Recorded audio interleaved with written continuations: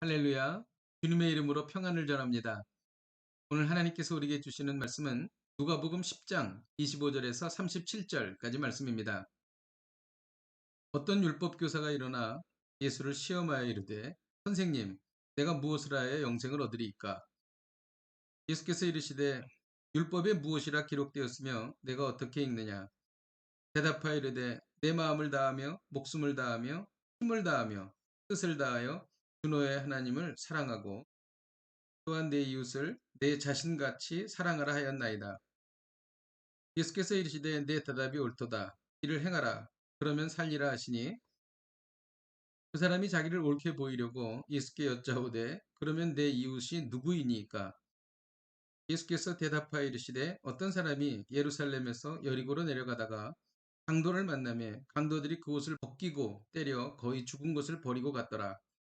마침한 제사장이 그 길로 내려가다가 그를 보고 피하여 지나가고 또 이와 같이 한 레위인도 그곳에 이르러 그를 보고 피하여 지나가되 어떤 사마리아 사람은 여행하는 중 거기 이르러 그를 보고 불쌍히 여겨 가까이 가서 기름과 포도주를 그 상처에 붓고 싸매고 자기 짐승에 태워 주막으로 데리고 가서 돌보아 주니라. 그 이튿날 그가 주막 주인에게 데나리온 둘을 내어주며 이르되 이 사람을 돌보아 주라. 비용이 더 들면 내가 돌아올 때 갚으리라 하였으니 내 생각에는 이 세 사람 중에 누가 강도 만난 자의 이웃이 되겠느냐? 이르되 자비를 베푼 자니이다. 예수께서 이르시되 가서 너도 이와 같이 하라 하시니라. 아멘. 오늘은 우리가 잘 아는 선한 사마리아 사람에 관련된 이야기입니다. 선한 사마리아인의 비유가 무엇을 교훈하는지를 놓치는 경우가 종종 있습니다.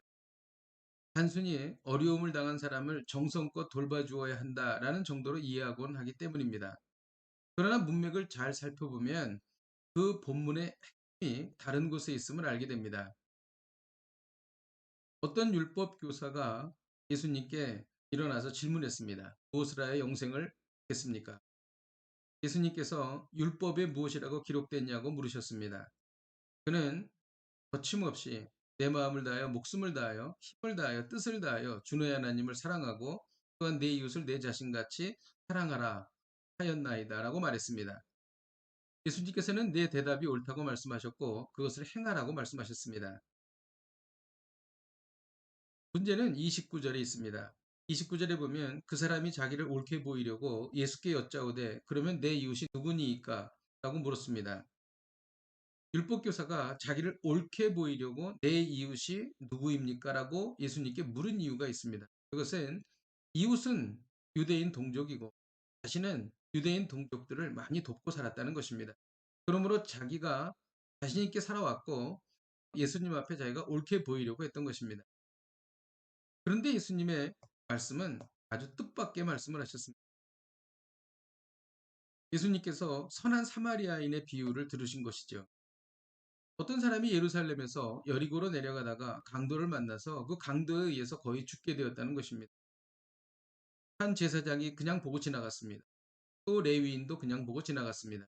그런데 여행 중인 사마리아인이 그 사람을 정성껏 돌보고 주막까지 데리고 가서 자기의 경비를 내서 자기가 돌아올 때까지 잘 보살펴 달라고 부탁까지 했던 것입니다. 이때 예수님께서는 이 율법 학자에게 이렇게 말한 것이죠. 그러면 이 세 사람 중에 누가 강도 만난 자의 이웃이 되겠느냐? 율법 학자는 자비를 베푼 자니이다라고 말했다는 것이죠. 무슨 뜻일까요? 내 이웃은 내가 생각하는 너와 같은 수준의 유대인이 아니라 너희들이 천하게 생각하는 사마리아인이라는 것입니다. 즉 차별을 하지 말고 조건을 달지 말고 이웃으로 여기라는 것입니다. 선한 사마리아인의 비유의 초점은 물론 어려운 사람들을 고통을 당한 사람들을 도우라는 의미도 있지만 그 이전에 더 중요한 것은 이웃이 누구냐는 것입니다. 이웃은 우리와 같은 수준의 사람들이 아니라 우리가 무시하고 또 우리가 멸시할 수 있는 그런 사람들이 바로 우리 자신의 이웃이라는 것입니다. 오늘 말씀을 통해 배우는 것은 조건 없이 다른 사람을 이웃으로 섬기라는 것입니다. 나와 경제적 수준, 배움의 정도, 문화적 배경이 달라도 이웃으로 섬겨야 하는 것입니다. 나와 정치적 성향이 다르고 자라는 환경이 차이가 많이 나는 사람이라 할지라도 그 사람이 바로 내가 섬겨야 할 이웃이라는 것입니다. 만일 우리가 이들을 차별한다면 우리는 예수님의 제자가 되지 못할 것입니다. 어떻게 섬겨야 합니까? 오늘 본문은 분명히 말합니다. 선한 사마리아 사람처럼 섬겨야 합니다. 상처를 싸매어 주어야 합니다. 쉴 수 있는 곳으로 인도해야 합니다. 그리고 자기 경비를 써서 돌봐 주어야 한다는 것이죠. 이것이 바로 이웃이 누구이며 그 이웃을 어떻게 섬겨야 하는지에 대한 예수님의 말씀인 것입니다. 예수님이 바로 그렇게 행하셨습니다. 우리가 예수님을 사랑한다면 조건 없이 이웃으로 대하고 정성을 다해 섬겨야 할 것입니다. 기도하겠습니다.